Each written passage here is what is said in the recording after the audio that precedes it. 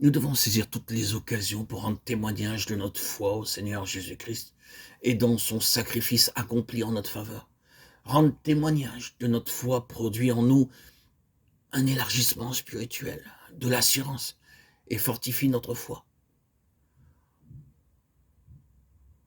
Nous ne devons pas craindre les moqueries ni les injures en rendant témoignage.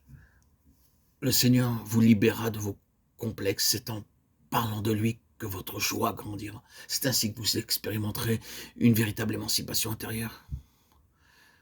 Tes voix sont justes et véritables, roi des nations, Apocalypse 15, 3.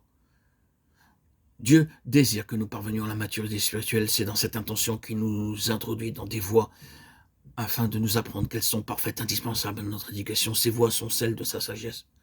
À moins de marcher dans ces voies, nous ne pouvons atteindre la maturité qui est l'état de fils et le trône. Soyons de ceux qui puissent rendre témoignage qu'ils sont disciplinés par les mains du Saint-Esprit à l'école de Dieu. Hébreux 12, 7 à 10. Il nous faut entendre la voix de Dieu, connaître sa volonté.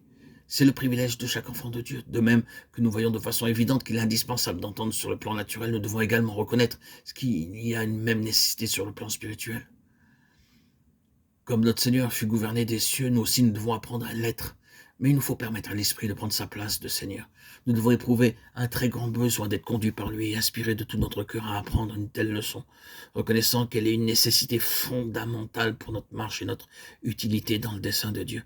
La dépendance à l'Esprit, quand l'Esprit est Seigneur, cela signifie que notre intelligence, comme notre volonté, dépendent du Saint-Esprit et ne fonctionnent donc plus de façon indépendante, ces facultés étant désormais collaboratrices de notre esprit.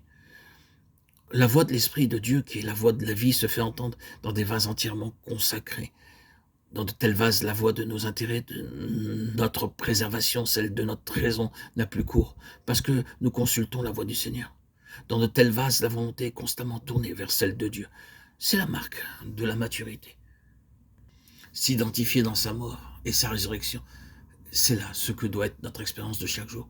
Nous ne pouvons marcher, être conduits par lui et parvenir au trône qu'à moins de nous approprier jour après jour la puissance de sa mort quant à notre vie propre qui a été crucifiée.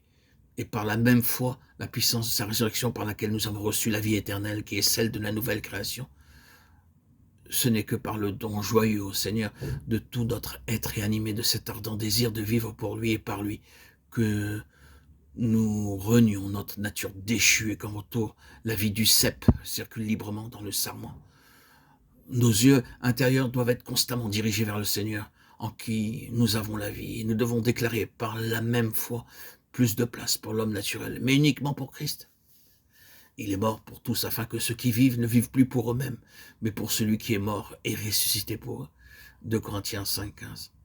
Sachant que notre vieil homme a été crucifié avec lui, Romains 6, 6. Si nous voulons marcher avec Christ, être son plein héritage et parvenir au trône, nous ne pouvons à la fois vivre pour nous-mêmes et pour Christ. Non, nous avons à faire le choix. Être décidé de mourir à notre égoïsme, notre vanité, à tout ce que nous sommes. Israël échoua et ne parvint pas dans l'héritage, parce qu'ils refusèrent à Dieu le droit d'être leur tout.